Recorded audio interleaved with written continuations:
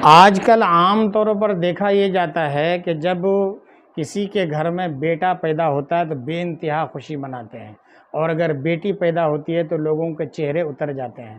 حالانکہ ایسا نہیں ہونا چاہیے، کیونکہ بیٹیوں کے بارے میں جو حدیثوں میں مژدہ اور بشارت ہے، اگر آپ سن لو گے نا تو آپ کا چہرہ یقیناً کھل اٹھے گا۔ تو ہم مومن ہونے کے ناطے ہمیں چاہیے کہ ہم اپنے آقا کے فرمودات پر نظر رکھیں، اور جو بشارتیں بیٹی کے پیدا ہونے پر دی گئی ہیں ہم ان بشارتوں کو پڑھیں اور سنیں بھی۔ میں آپ کے سامنے ایک حدیثیں پیش کرتا ہوں، آپ سنو، انشاءاللہ آپ کا دل باغ باغ ہو جائے گا۔ حضرت نبیت بن شریط رضی اللہ تعالیٰ عنہ روایت کرتے ہیں، اور یہ حدیث پاک مجموع زوائد کتاب البر والصلہ کی ہے کہ نبی کریم صلی اللہ تعالیٰ علیہ وآلہ وسلم نے ارشاد فرمایا، جب کسی کے ہاں لڑکی پیدا ہوتی ہے تو اللہ تبارک و تعالی اس کے گھر فرشتوں کو بھیجتا ہے۔ سبحان اللہ، غور سے سننا میری ماں اور بہنوں اور میرے بھائیوں، آپ بھی۔ جب کسی کے ہاں لڑکی پیدا ہوتی ہے تو اللہ تعالیٰ اس کے گھر فرشتوں کو بھیجتا ہے، جو آ کر کہتے ہیں، اے گھر والو تم پر سلامتی ہو۔ اللہ کی طرف سے سلامتی ہو رہی ہے، کسی دنیاوی انسان کی طرف سے نہیں۔ اے گھر والو تم پر سلامتی ہو۔ پھر فرشتے اس بچی کو اپنے پروں کے سائے میں لے لیتے ہیں اور اس کے سر پر ہاتھ پھیرتے ہوئے کہتے ہیں کہ یہ ایک ناتواں کمزور جان ہے، جو ایک ناتواں سے پیدا ہوئی ہے۔ جو شخص اس ناتواں جان کی پرورش کی ذمہ داری لے گا تو قیامت تک مدد خدا عز و جل اس کے شامل حال رہے گی۔ سبحان اللہ، کتنی پیاری حدیث ہے۔ آگے فرماتے ہیں، یہ بھی مسند الفردوس کی حدیث پاک ہے، اور حضرت نبیت بن شریط رضی اللہ تعالیٰ عنہ ہی اس حدیث پاک کے راوی ہیں۔ فرماتے ہیں کہ اللہ کے پیارے حبیب نبی کریم علیہ الصلاۃ والتسلیم صلی اللہ تعالیٰ علیہ وآلہ وسلم نے ارشاد فرمایا کہ بیٹیوں کو برا مت کہو، میں بھی بیٹیوں والا ہوں۔ سرکار کی 4 شہزادیاں تھیں، فرمایا بیٹیوں کو برا مت کہو، میں بھی بیٹیوں والا ہوں۔ بے شک بیٹیاں تو بہت محبت کرنے والیاں، غمگسار اور بہت زیادہ مہربان ہوتی ہیں۔ سبحان اللہ۔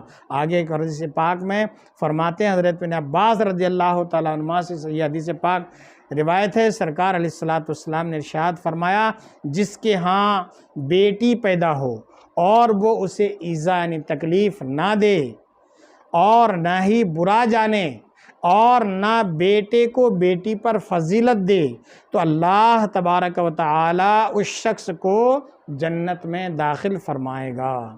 المستدرک للحاکم اور المعجم الاوسط کی حدیث پاک ہے۔ اللہ کے رسول صلی اللہ تعالیٰ علیہ وسلم فرماتے ہیں کہ جس کی 3 بیٹیاں ہوں، سننا میرے بھائیوں اور میرے بہنوں، جس کی 3 بیٹیاں ہوں، وہ ان کا خیال رکھے، ان کو اچھی طرح رہائش دے، یعنی رہنے سہنے کا ان کے لیے اچھا انتظام کرے، ان کی کفالت کرے، ان کے کھانے پینے کا بھی بہتر انتظام کرے، تو اس کے لیے جنت واجب ہو جاتی ہے۔